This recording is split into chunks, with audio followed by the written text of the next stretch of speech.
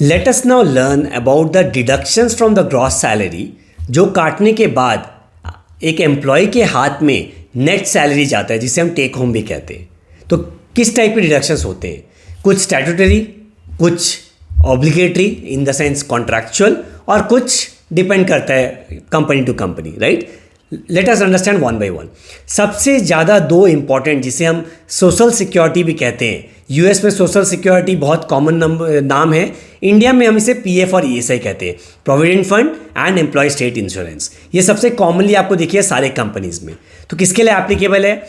जो भी कंपनी अगर एक फिक्स नंबर ऑफ एम्प्लॉयज़ से ज़्यादा अगर एम्प्लॉय करती है, it's mandatory by the government कि वो रजिस्ट्रेशन ले under PF and ESI, and उसके बाद वो इसका जो भी रूल्स है उसे फॉलो करे। तो जनरली मैं बता रहा हूँ, इंडिया में अगर मोर देन 20 एम्प्लॉयज़ है तो पीएफ एप्लीकेबल होता है, अगर मोर देन 10 एम्प्लॉयज़ है जनरली तो ईएसआई एप्लीकेबल होता है। बट ये कुछ स्टेट्स में एक आधा डिफरेंस हो सकता है। तो once someone is registered under PF, उसकी रिस्पॉन्सिबिलिटी बनती है एम्प्लॉयर की कि वो 12% of the basic salary, basic and DA, मैं बेसिक बार बार इसलिए बोल रहा हूँ बिकॉज डीए जनरली प्रैक्टिकली नहीं देखा जाता except government companies. 12% of the basic salary को डिडक्ट किया जाता है एम्प्लॉय के सैलरी से, और उसे गवर्नमेंट को पे किया जाता है। किसके बिहाफ में? एम्प्लॉय के बिहाफ में। एक यूनिक नंबर है, यूनिक अकाउंट नंबर, यूएएन, जिसके तहत एक एम्प्लॉय का एक आईडी बनाया जाता है, जिसमें हम सारे रजिस्ट्रेशन, सारे डिडक्शंस को काट के एज एन एम्प्लॉयर उसे जमा देते हैं every month, which is mandatory.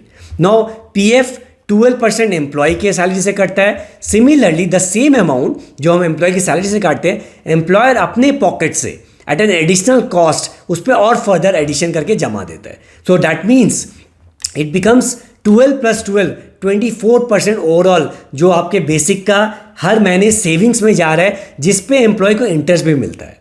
Second, employ state insurance is for the purpose of taking all the medical benefits for the employ. Like for example कोई बीमार पड़ जाए, हॉस्पिटलाइजेशन हो, तो भारत में अभी the hospitalization expenses is so heavy, so expensive. तो उसके लिए एटलीस्ट गवर्नमेंट ने क्या किया, जिसकी भी सैलरी 21,000 के नीचे है, in that case ESI is applicable mandatorily.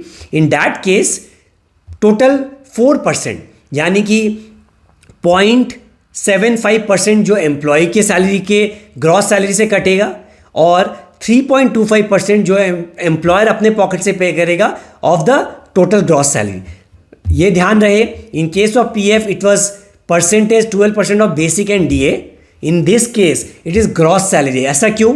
क्योंकि ये थोड़े लो लेवल एम्प्लॉयज़ के लिए, इन द सेंस जिनकी सैलरी बहुत कम है, इसीलिए थ्रेशोल्ड लिमिट भी रखा गया है। जिसकी सैलरी मंथली 21,000 से नीचे है, सिर्फ उस पर एप्लीकेबल है, बाकी पे नहीं।